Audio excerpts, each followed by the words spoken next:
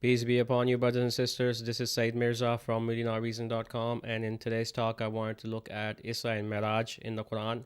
Now, if you're coming from a Muslim background, you might have heard this story that Prophet Muhammad ascended into the heavens and he encountered God, and God gave him 50 prayers initially, which was reduced down to five. I wanted to focus on the Isra and Miraj to again. Show you that the tricks that are used, the scholars of Islam, they take these passages from the Quran or verses from the Quran, they twist them, and then they go and look in the Hadith literature to expand upon them. This is how they hijack the Quran. So let's begin with the Wikipedia article. Okay, so this is Isra and Miraj.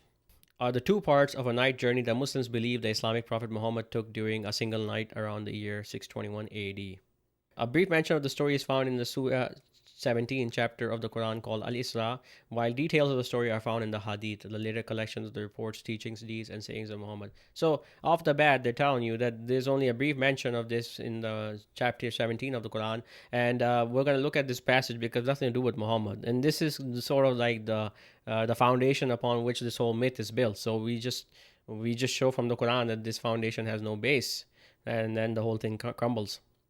In the Isra night journey, Muhammad is said to have traveled on the back of Buraq, which is a winged horse-like animal, to Al-Aqsa, which is the noble sanctuary where he led other prophets, including Ibrahim, Musa, and Isa, in prayer. Now, this is important to the worldview of the Muslims because Muslims, they claim Prophet Muhammad is the greatest prophet of all time, greatest messenger of all time, greatest man of all time. He's God's favorite. When in the Quran it specifically says we do not make a distinction between any of his messengers. Okay, Muhammad then ascended into heaven during the Miraj ascension, where he individually greeted the prophets and later spoke to God, who agreed to lower the number of required salat from 50 to a day to only five. Okay, he spoke to God. The Quran never says anywhere that Prophet Muhammad spoke to God. Let's look a little bit more in detail of what the Miraj story is about. There are different accounts of what occurred during the Miraj, obviously, but most narratives have the same elements. Okay, Muhammad ascends into heaven with the angel Gabriel and meets a different prophet at each of the seven levels of heaven. First Adam, then John the Baptist, Yahya, then Jesus, then Joseph, then Idris, then Aaron, then Moses, and lastly Abraham. After Muhammad meets with Abraham, he continues on to meet God without Gabriel. God tells Muhammad that his people must pray 50 times a day, but as Muhammad descends back to earth, he meets Moses, who tells Muhammad to go back to God and ask for fewer prayers. Because 50 is too many, Muhammad goes between Moses and God 9 times until prayers are reduced to the 5 daily prayers, which God will reward tenfold. To that again, Moses tells Muhammad to ask for even fewer, but Muhammad feels ashamed and says that he is thankful for the five. The Sufis are even more misguided than the Sunnis, by the way. The belief that Muhammad made the heavenly journey bodily was used to prove the unique status of Muhammad. One theory among Sufis was that Muhammad's body could reach God to a proximity that even the greatest saints could only reach in spirit. They debated whether Muhammad had really seen the Lord, and if he did, whether he did so with his eyes or with his heart. Nevertheless, Muhammad's superiority is again demonstrated in that even in the extreme proximity of the Lord, his eye neither swerved nor was turned away, whereas Moses had fainted when the Lord appeared to him in a burning bush.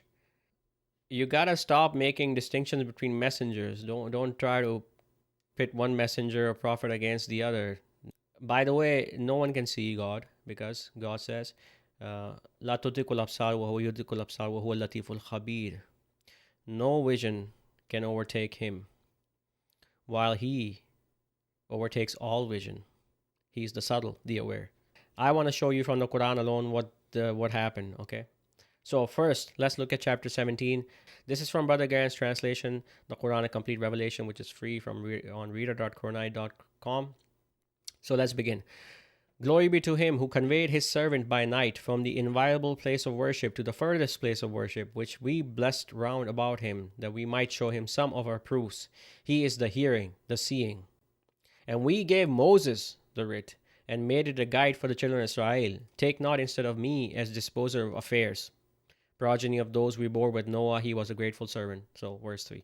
Okay, now, you don't know anything about this Isra and Miraj. You don't know anything about Muhammad's ascension. You don't know anything about the hadiths, right? You're reading the Quran for the first time. It says, "Glory be to him who conveyed his servant by night."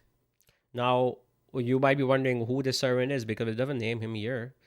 But next verse, God names him. And we gave Moses the writ.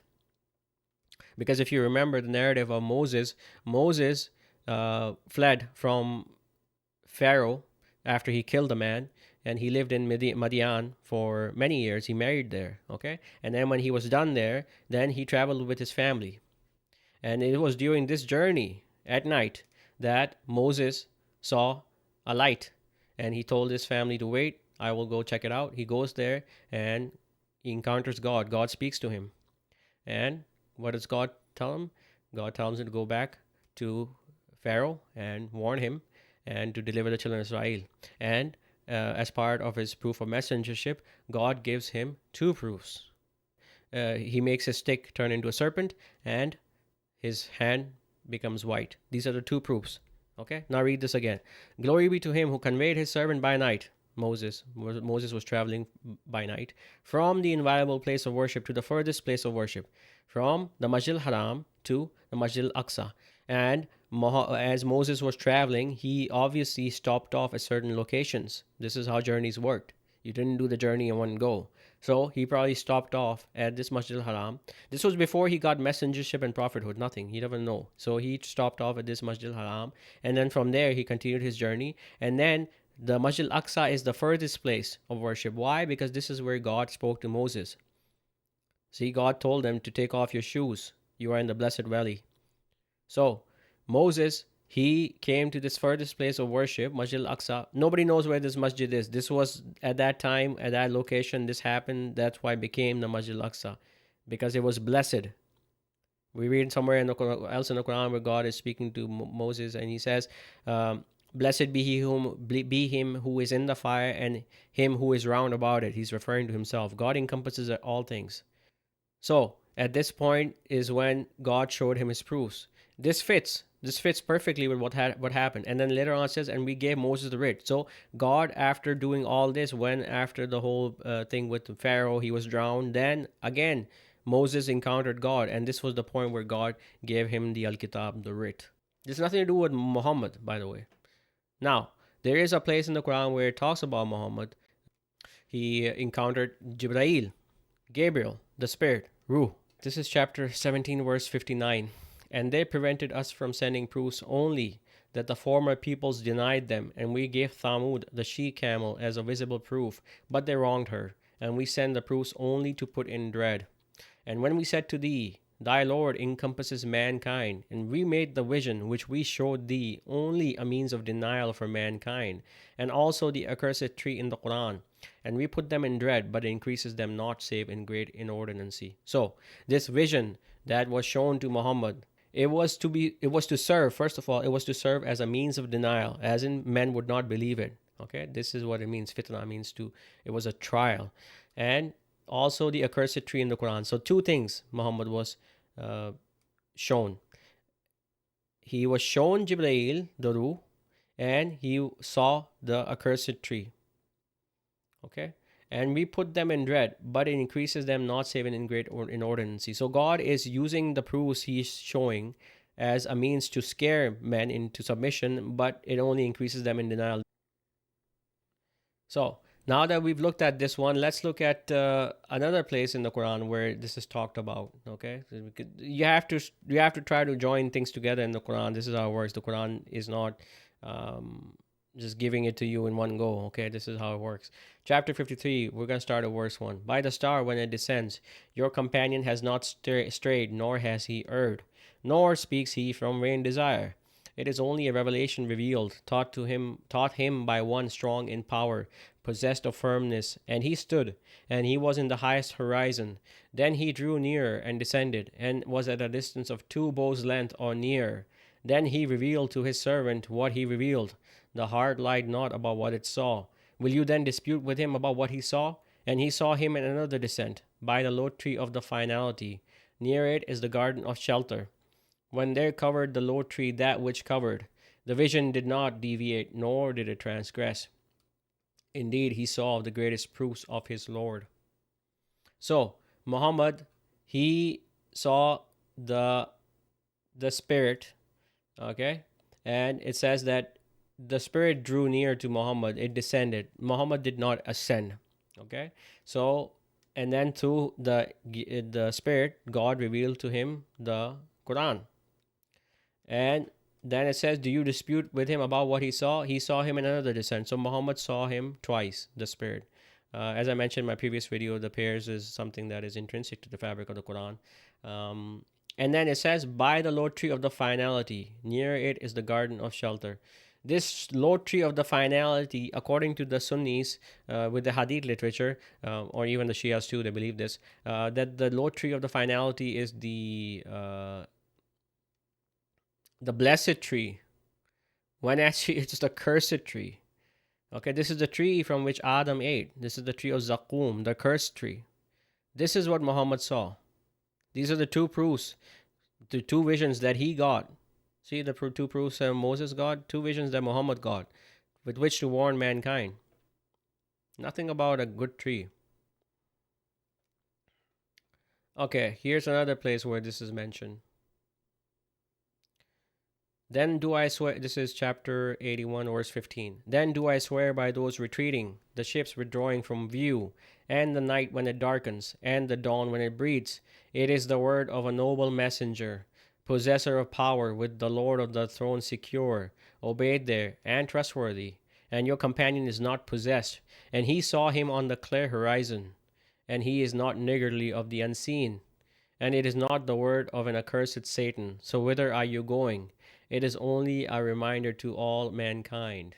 For whom among you wills to take a straight path, and you will not save what that God wills, the Lord of all creation. So the Quran is not the word of an accursed Satan. It was inspired to Muhammad through the noble messenger, the Ruh, who is the possessor of power, with the Lord of the throne secure.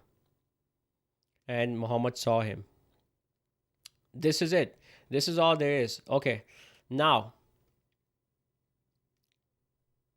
we looked at all of this, right? If you want more information on this cursed tree in the Quran, this accursed tree, the tree of Zakum, I will link a video that I made 2 years ago about this subject. It's from my book Tyranny 2.0. So I suggest you read that to gain better understanding of what this tree is all about.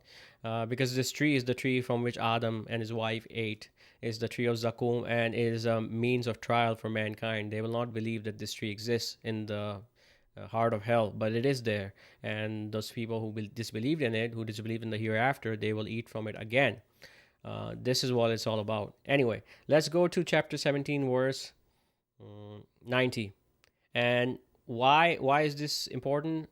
That what I'm going to be reading to you, because this blows away this whole idea that Muhammad ascended into the heavens. Because in this verse, you'll see that this could not have happened. Let's read chapter 17, verse 90. And they say, we will not believe thee until thou cause a spring to gush forth from the earth for us, or thou have a garden of date palms and grapevines, and thou cause rivers to gush forth in the midst thereof abundantly, or thou cause the sky to fall, as thou hast claimed, upon us in pieces, or thou bring God and the angels before us face to face, or thou have a house of finery, or thou ascend into the sky, and we will not believe thy ascension until thou bring down upon us a writ we may read.